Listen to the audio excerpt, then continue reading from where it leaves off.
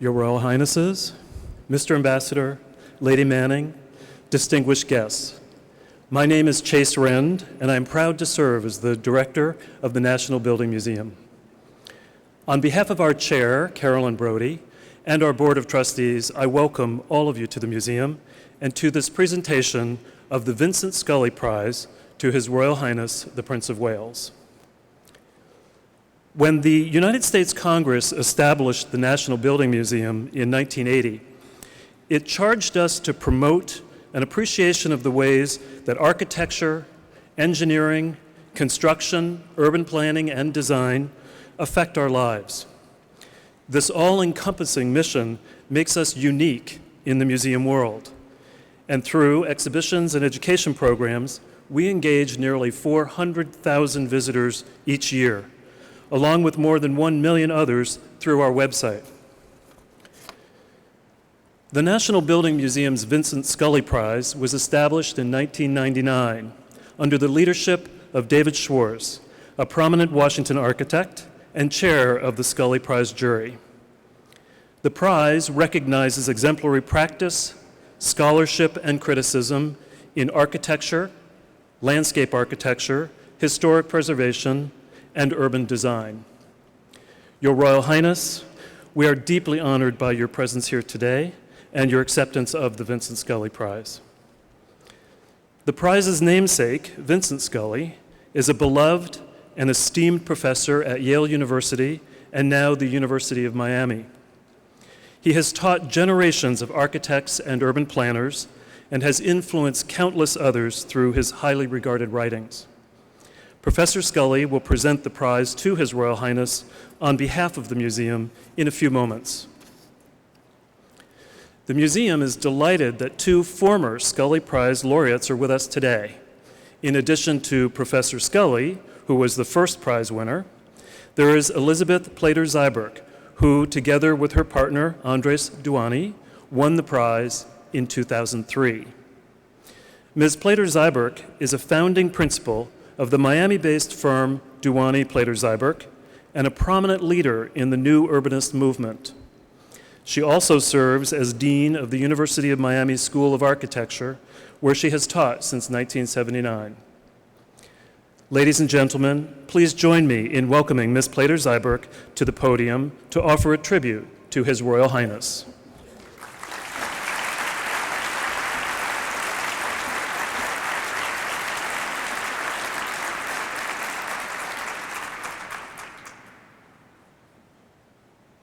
Vincent Scully Prize recognizes exemplary practice, scholarship, or criticism in architecture, landscape architecture, historic preservation, or urban design. His Royal Highness, the Prince of Wales, is the only recipient of the prize so far who can be recognized for achievement in all the endeavors described in the definition of the prize. While the Prince shares his time and energy effectively among many other fields of knowledge and action, it is to applaud his endeavors in behalf of the built environment that we gather today. Through his early foray into criticism, we in the United States first became aware of the Prince of Wales' interest in the built environment. That was in 1984. Calling a proposed modernist addition to London's historic National Gallery a monstrous carbuncle on the face of a much-loved and elegant friend was a shot heard around the world of architecture. It now appears as well to have been ironically a prescient reference to the current concern with health and the built environment. The outcry resulting from those critical remarks of the mid-'80s endeared the Prince to a large portion of his British constituency and thrust him into the leadership of like-minded professionals around the world. In the ensuing years, the Prince of Wales expanded his advocacy for change in architecture to include community building, agriculture, and medicine, as he engaged what he calls the complex notion of collective intelligence embodied in centuries of tradition. 20 years later, His Royal Highness can look back with satisfaction on the urge to speak out. He courageously maintained his opinion and set out to learn more about what he had intuited. This is where the scholarship comes in. He sought the counsel of great thinkers and writers such as Leon Creer and Christopher Alexander. Reading and researching extensively, the prince came to understand that the knowledge he sought was not easily accessible, indeed, not a part of the contemporary canon, and that new ways of teaching and learning were needed. Thus emerged the Prince of Wales Institute of Architecture, now the Prince's Foundation for the Built Environment, as well as the popular and educational BBC film A Vision of Britain and a book of the same name. The film, written and narrated by the Prince himself, was shown on public television in the United States, surprising us not less by its combination of passion and measured logic and its self-deprecating humor. And then there is practice. In the words of His Royal Highness, which are perfectly recognizable as those of a real developer, putting his money where his mouth is seemed an important segue to criticism and scholarship. Thus was sown the seed of Poundbury, a new community of traditional urbanism and architecture emerging from the real estate holdings of the Duchy of Cornwall. Poundbury, like other of the Prince's initiatives, raised a hailstorm of derision, through which its believers suffered until the post-occupancy data started showing success in every aspect, not least a most gratifying increase in the level of human contentment. From an American perspective of partial victories, Poundbury has indeed won the battle. It is beautiful, it is in the right location, and it is socially integrated. Similarly, Highgrove, the Prince's country home, today stands as a model. Its beauty and entrepreneurial success in organic farming encourage rural stewardship worldwide. Poundbury's community building lessons are now being integrated in British government policy. And those lessons were most recently shared with us here in the United States in the person of 3 professionals that the Prince's Foundation contributed to the recent Mississippi Renewal charrette, focused on rebuilding the Gulf Coast after Hurricane Katrina. And for that, Your Royal Highness, we give you particular thanks. The Scully Prize, established and administered by this magnificent National Building Museum, represents the recognition and gratitude that many citizens of this country have long held for His Royal Highness's courage, wisdom, and leadership. While his person may have been away from this land, his spirit and his hard work long have been felt here, relevant, encouraging, and influential indeed.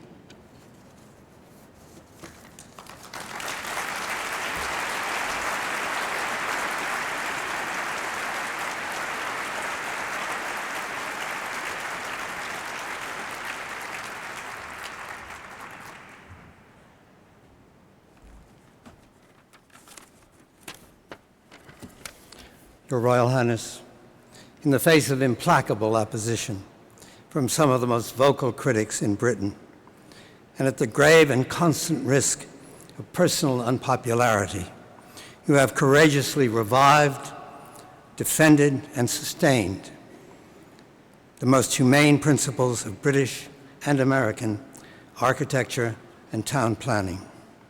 You have concerned yourself throughout with the preservation of your land and your people, encouraging their best and gentlest traditions of land use and human habitation. We here in the United States, sharing many of the same memories of towns and landscapes that you have invoked, have followed the long course of your campaign with admiration and gratitude. It seems to us that you are fighting a fight that is ours as well. On behalf of the National Building Museum, I am proud to present you with this award and thank you sincerely for honoring us by accepting it.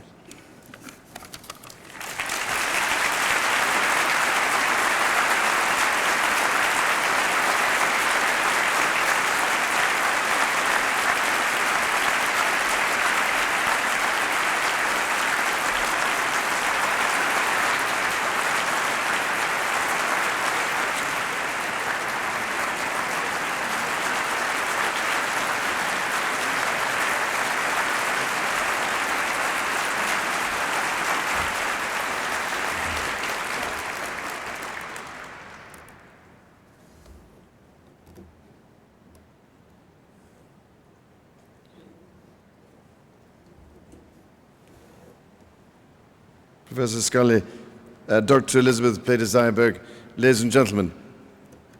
When we came in, my wife and I don't know, an hour ago, we walked round the gallery here and looked down on this scene. And there was nobody else here except lots of chairs and this platform. And it looked ominously as though it had been set up for my execution. But I'm so glad to find that the reality is perhaps slightly different.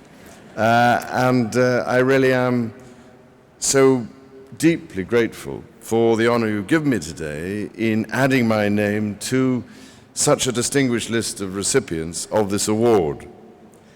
And I can only apologize profusely for keeping you waiting for 2 years, I think it is, to receive this prize. I can't even blame the New York traffic either for that particular one. But I remember coming here 15 years ago to give another talk. And so for me, it is a great joy to come back to this truly remarkable building, which inspired me the first time and becomes even more fascinating the more you see it. I'm also grateful for the National Building Museum's generosity in endowing the award. As you may know, I have asked my foundation for the built environment to put this gift to use in support of its work in helping to rebuild some of the Mississippi communities damaged by Hurricane Katrina.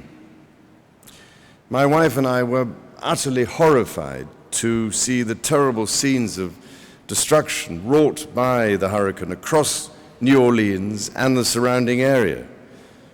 Tomorrow, we will have the opportunity to meet some of the brave and resilient people now trying to rebuild their lives and to pay tribute to the astonishing efforts of emergency workers. I only hope, ladies and gentlemen, that my foundation can play a small part in the work that is now underway to begin the reconstruction. Now, some of you will no doubt know that the Mississippi Renewal Forum was held last month at the invitation of Governor Haley Barbour and Mississippi Renewal Chair Jim Barksdale. It was led by Andres Dewani and coordinated by the Congress for the New Urbanism, which is chaired by the chief executive of my own foundation, Hank Dittmar. My foundation contributed a team of designers to the workshop, and I was greatly encouraged to hear that it produced community plans for 9 devastated towns on the Gulf Coast, house plans for both temporary manufactured housing and permanent housing, and plans for the restoration and renewal of basic infrastructure that will perhaps be more resistant to both storm surge and flooding. As you can imagine, I shall be following further developments with the keenest of interest. All in all, the award could not have been more timely, and I cannot thank Professor Scully enough for having the courage to put my name forward for it. After all, I seem to be a dangerous commodity in certain circles, and receiving such awards is a relatively novel experience for me. And if I may say so, Professor Scully and I agree profoundly on some crucial fundamentals. 3 issues strike me in particular: the importance of retaining our connection with the natural world, particularly through the garden, the value of traditional urbanism, and the abiding significance of the sacred. My own garden, which Elizabeth mentioned, surrounding my Gloucestershire home of Highgrove, has long been a labor of love and an attempt, probably rather inadequate, I don't know, to work as much in harmony with nature as possible. Shaping it over the last 25 years has repeatedly given me cause to reflect upon what it is to be part of nature, not apart from it. There is a profound need, I believe, indeed I would go so far as to say there has never been a greater need, in light of the terrible forces of chaos we are helping to unleash through becoming further and further apart from nature throughout the 20th century, a profound need to move toward architecture and planning which similarly reconnects the human and natural worlds with one another.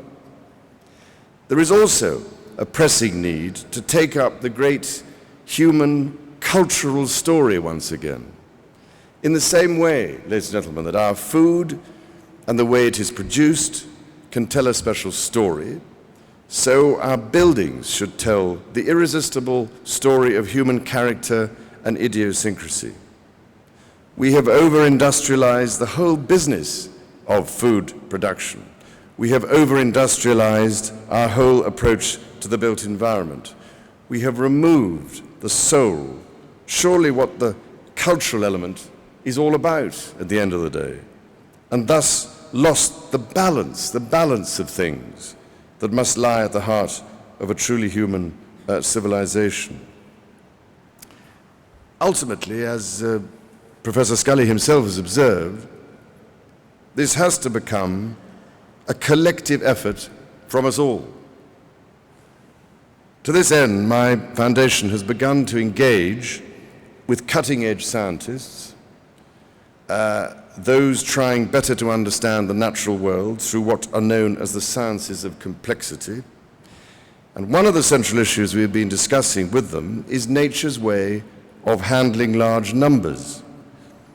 Nature offers clues as to how quantity and quality can go hand in hand, how a complex order can respect diversity, how we can again achieve the fine grain of scale that makes buildings and streetscapes such a delight, and what's more, how we can be truly sustainable by being adaptive.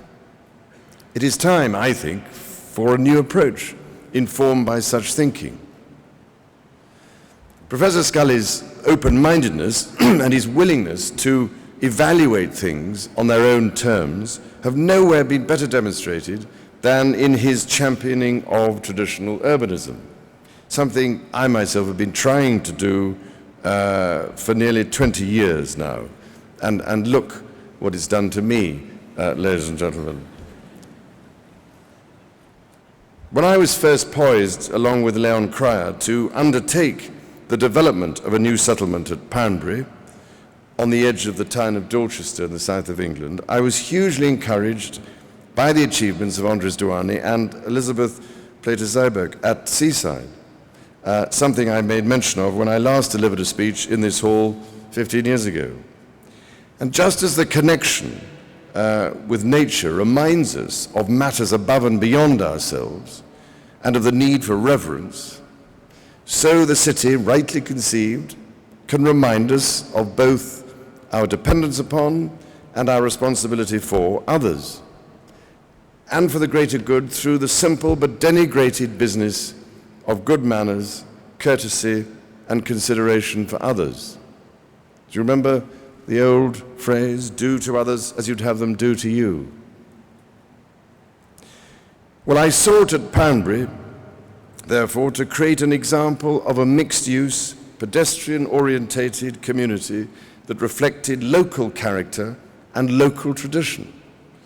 My main aim was simply to provide a place that might enhance both the quality of life of the people who would eventually live there and the local environment. The obvious starting point was to analyze the successful places and buildings that people have enjoyed living in for centuries, and to draw out the lessons of why they were still so popular today.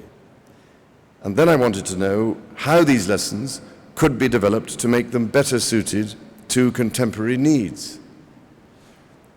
I rather hope now that over 1,000 people live there and 600 people work there, that Poundbury has proved the point that it is in fact possible, but I was told it was never possible, to break the conventional mold of zoned development and create a mixed-use community. Its lessons are simple. A network of legible, interconnected streets that accommodate the car while celebrating the pedestrian. The centrality of the walkable neighborhood as a building block, accommodating work, play, shopping, and living in a harmonious way. The pepper potting of affordable housing and market rate housing. And finally, the reliance on traditional urbanism, local vernacular architecture, and natural materials to restore a sense of harmony, proportion, and above all, something called beauty to day-to-day life. Incidentally, the Guinness Housing Trust, which is providing the affordable housing, now comprising 30% of the dwellings. In fact, I went down the other day to celebrate the 100th affordable house there. The Trust tells us that Poundbury is its most successful and trouble-free site. Why? Because of a far higher satisfaction level than anywhere else, and this is due not only to an integrated mixed approach to housing and workplaces, but also, I think, to the fact that people appreciate living in attractive houses. Crucially, in my view, the affordable housing at Poundbury is indistinguishable from that sold on the open market, and a market that has been quite responsive, by the way. Now, ladies and gentlemen, I know that there has been similar innovation in urban planning here in the United States. Indeed, we in the United Kingdom have been studying progress here and have learned a great deal from exchanges and discussions with US policymakers. This sharing of best practice and lessons learned is an increasingly important aspect of our bilateral relationship and a sign of the deep partnership between the US and the UK. So today, there is a worldwide groundswell of new interest in this kind of compact, mixed-use, walkable settlement as a means of addressing the challenges of the future. And incidentally, the demand to visit Poundbury and use it as a teaching laboratory has been so great that my foundation has had to base its own staff in the town. Now, you might be interested to know that the work of my Princely School for Traditional Arts, which is showcased in one of the exhibitions that opens here today, has at its core the search for the sacred. And this search crosses boundaries of cultures and religions. The Visual Islamic and Traditional Arts program at the school was initiated by Professor Keith Critchlow to specialize in the arts and architecture of Islam, as well as the traditional arts of other civilizations. And one of the principal aims of the school is to encourage appreciation of the universal values that are fundamental to the arts of the great traditions of the world. You know this, of course. You have also seen fit to give this award to the Aga Khan. Well, the study of traditional architecture throughout history and across the world has revealed the widespread use of certain proportioning principles in designing pleasing, human-scale buildings and towns. A fundamental understanding of the geometry underlying these proportioning systems and its relationship to universal principles, now being recognized by the sciences of complexity, is as important to architects and planners as learning drawing skills. Sadly, ladies and gentlemen, neither topic is well covered in our modern educational system. Another example, perhaps, of the way in which the 20th century has seen the deliberate destruction of man's intimate interrelationship with nature. Architectural proportioning reflects an ancient consensus about the best way to create harmony between people and their environment. An understanding of the use of these proportioning systems throughout history can help us to understand why well-loved places have endured, and also how to make places today that can be as well-loved by future generations. Failure to do so can only result in ever greater alienation and uglification. Yet this is only one, and I suspect not even the most important, of the tools by which societies in the past have been able to create things both beautiful and satisfying, and which appeal to our sense of the sacred, if I'm allowed to use such a dangerously old-fashioned concept. Christopher Alexander, a visionary known to Andres and Elizabeth, and I'm sure to many others of you too here today, has shown that timeless processes can be every bit as valuable as timeless forms. He has convinced me, certainly, that each and every one of us possesses the means to nurture the sacredness of the places we inhabit by ensuring that our actions, however small, respect the wholeness of these places. And by doing this, ours become healing actions. And for these, we are not dependent on any intellectual elite of architects and planners. Underlying all of this is the much misunderstood concept of tradition, often derided or neutralized into the term traditionalism, or notified as some dangerously contagious disease that results in detention and quarantine at airports. Traditionalism makes us forget how tradition really works, just as modernism has blinded us to what it means to be truly modern. These terms encourage us to see tradition and modernity as enemies, whereas in any sane society, they would be the best of friends. Tradition, in truth, is not about style, nor is it, for that matter, about pastiche. It is about learning from the best of what has gone before. It is something infinitely varied, infinitely adaptable, infinitely changing.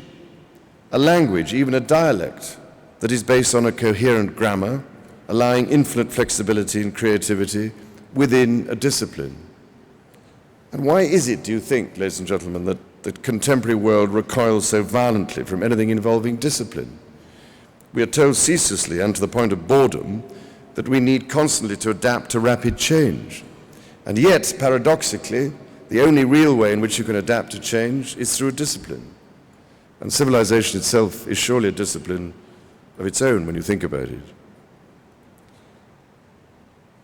And why is it, do you imagine, that so many people want to live in the lovely old conservation areas of our towns and cities, the bits that weren't knocked down in the orgies of destruction in the 1950s, 60s, and 70s? Why do they, and so many architects and planners, want to live in such places, or to visit them while abroad on their holidays? Because their essential characteristics of harmonious proportions, of human scale and hierarchy, strike a common chord within our hearts. These are the subtle qualities of architecture that so many people find instinctively beautiful. But their origins lie in shared human psychology, which, as new research is confirming, is intimately connected to human well-being. So it is certainly not my intention to try to impose any single notion of tradition on people. Mine is a very modest proposal. It is that professionals, policymakers, and the media leave room, without prejudice, for people to satisfy their intuitive hunger for traditional things. What I happen to care about is how people live from day to day, how communities can shape their everyday surroundings to fulfill their needs simply, effectively, and beautifully. Those needs, after all, have not changed so very much over the centuries. It is out of ordinary things that real traditions are fashioned. And I believe we must see each piece of the built environment as part of a living language connected to a living tradition. And tradition, rightly understood, is a framework for confronting and responding to the complex problems of urbanization and globalization. Goethe once said that we should be tending the fire, not the ashes, of our past.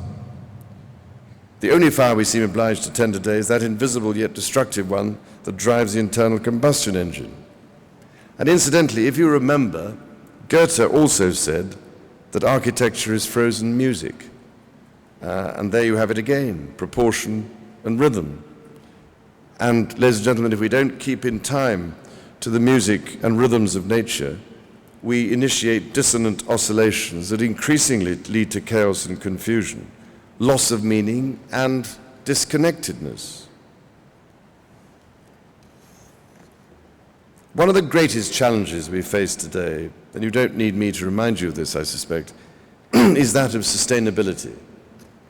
The Brundtland Commission definition of sustainability says that we should act without compromising future generations, which is rather difficult without a crystal ball.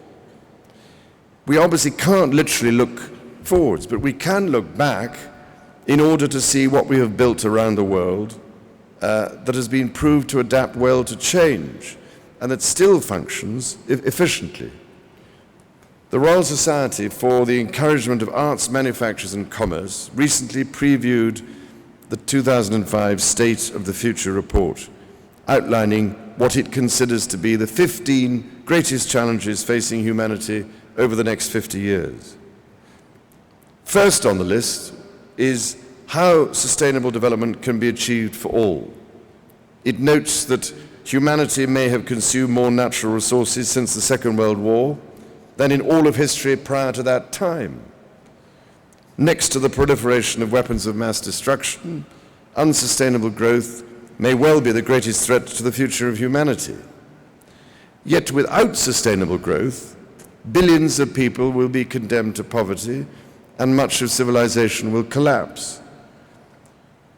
Further vital issues on the RSA's list include how we can bring population growth and resources, including clean water, into balance.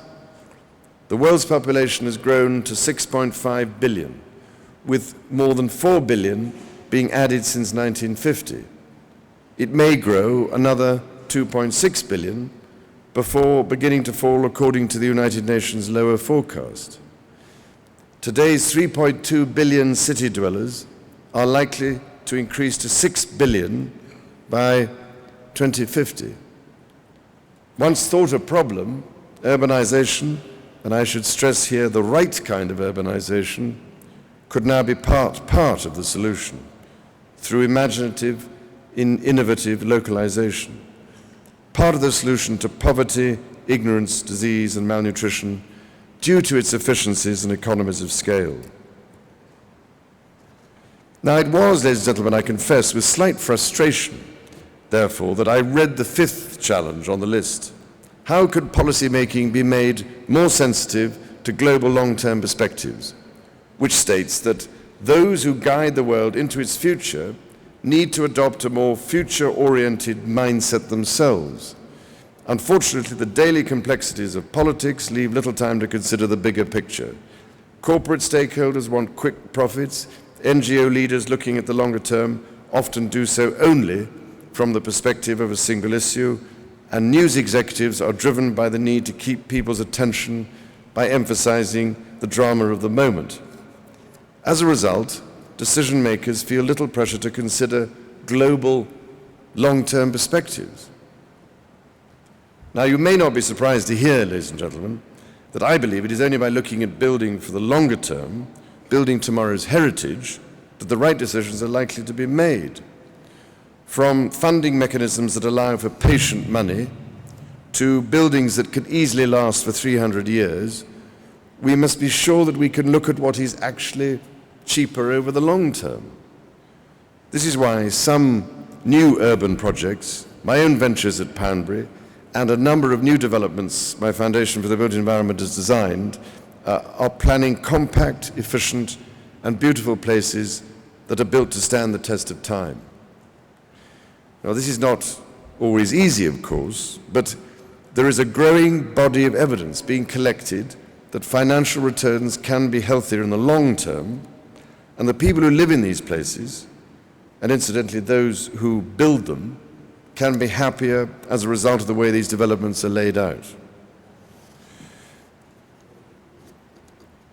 Recent work by Professor David Strong of our building research establishment in the United Kingdom has found that vernacular architecture, here I quote, offers a form and a function that enables comfortable conditions to be achieved, optimum and sustainable use of indigenous materials, and low environmental impact. For example, the use of passive heating and cooling systems found in vernacular buildings made of natural materials is increasingly favored over steel and glass structures that are dependent upon complex technological solutions that often fail to deliver on early promises.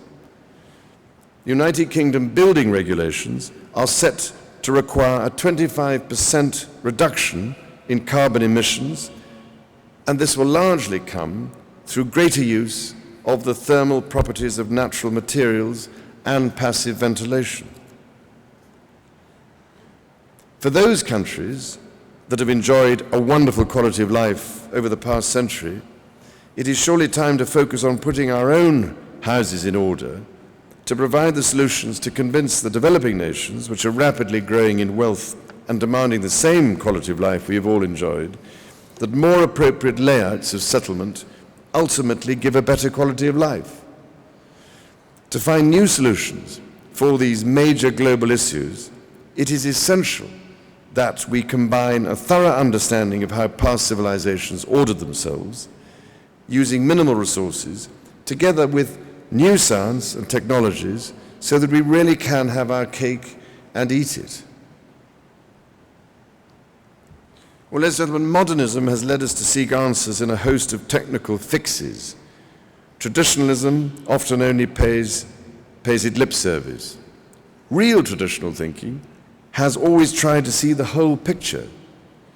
You only have to spend time in great buildings like the Alhambra or the Alcazar in Andalusia to understand how, with a total absence of flashy tricks, climate, temperature, light can all be controlled at once with minimum impact on the earth.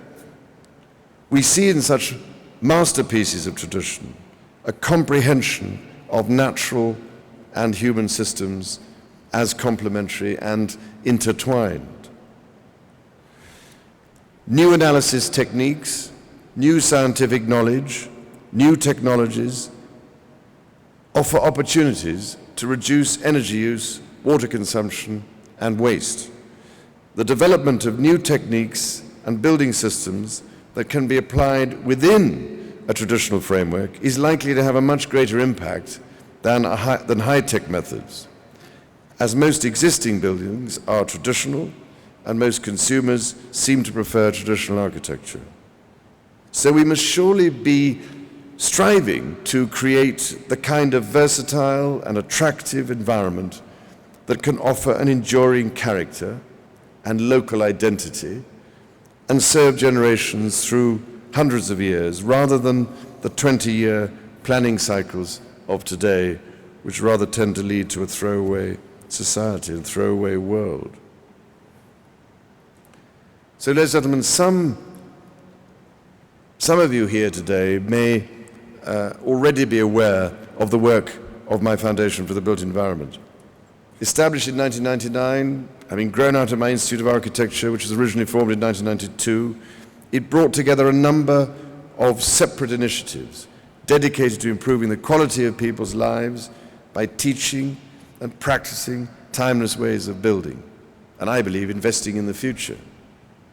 It is now one of 16 charities of which I happen to be president, and which together comprise an effort to address the fundamental need for interconnectedness between the human and natural worlds. The Foundation challenges the architectural, planning and building professions to design in a way that learns from the past and that enriches rather than denigrates human aspirations, while still meeting more basic needs. In no arena is this challenge more pertinent, I would suggest, than the urgent environmental agenda. The effort to demonstrate and teach that traditional architecture, building and urbanism can effectively deliver truly sustainable development is an integral part of both our education program and our ongoing practice work. Our Civitas exhibition, opening here today, and the catalogue that accompanies it, demonstrate both the commonality and the differences in the way the universal principles of good urbanism are formulated in the United States, the United Kingdom, and continental Europe. We can all learn a lot from each other, and that's what I believe this exhibition is all about. Indeed, so strongly do I believe this that, as you know, I recruited Hank Dittmar as chief executive of my foundation last year, and I'm only too glad to pay tribute to the progress he has made in taking this important work forward, and to the fact, ladies and gentlemen, that it was to the United States that I knew we had to turn to find the chief executive I was looking for.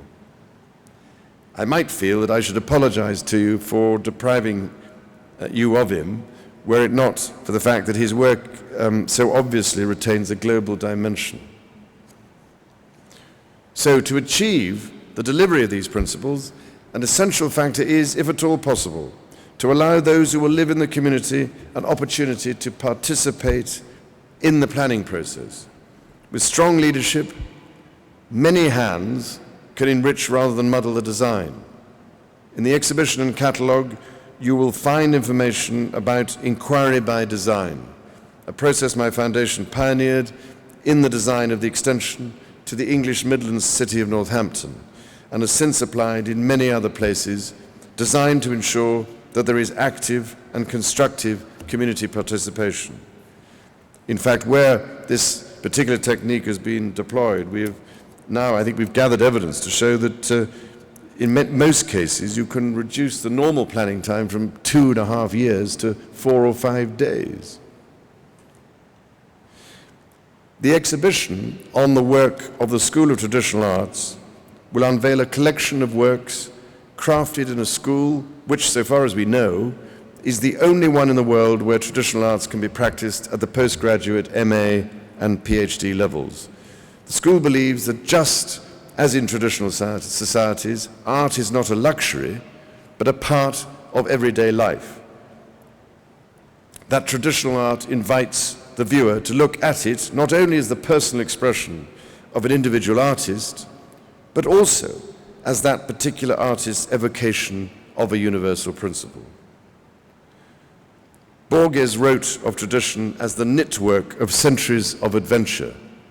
So why don't we set our sights on a living traditional architecture of this kind to complement our renewed respect for the sophisticated complexity of traditional urbanism? This is not a matter of personal taste or fragmentary meanings. It is a matter of finding again what is truly sustainable and sharing once more what is truly human and which tells the great enduring human story. Increasingly, ladies and gentlemen, I feel there is a new consensus emerging, a new kind of modernity, if you will.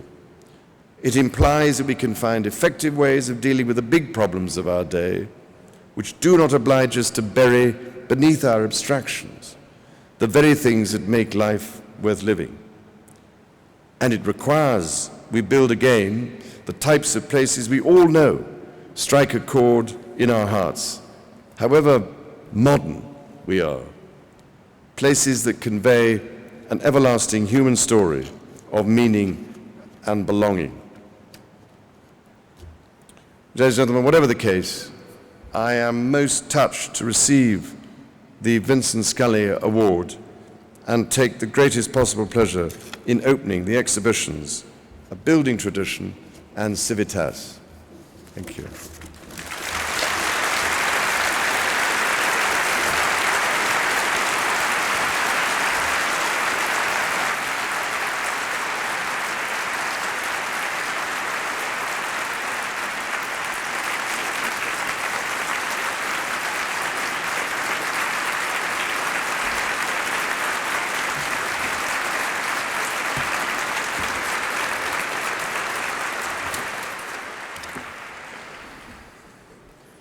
Your Royal Highness, thank you very much for such compelling thoughts about the built environment. And thank you again for honoring the museum by accepting our Vincent Scully Prize. Your remarks remind us all why you so richly deserve this award. And now, ladies and gentlemen, thank you all for joining us today. This does conclude our program. Please remain in your places while the royal party leaves the museum. Thank you and good afternoon.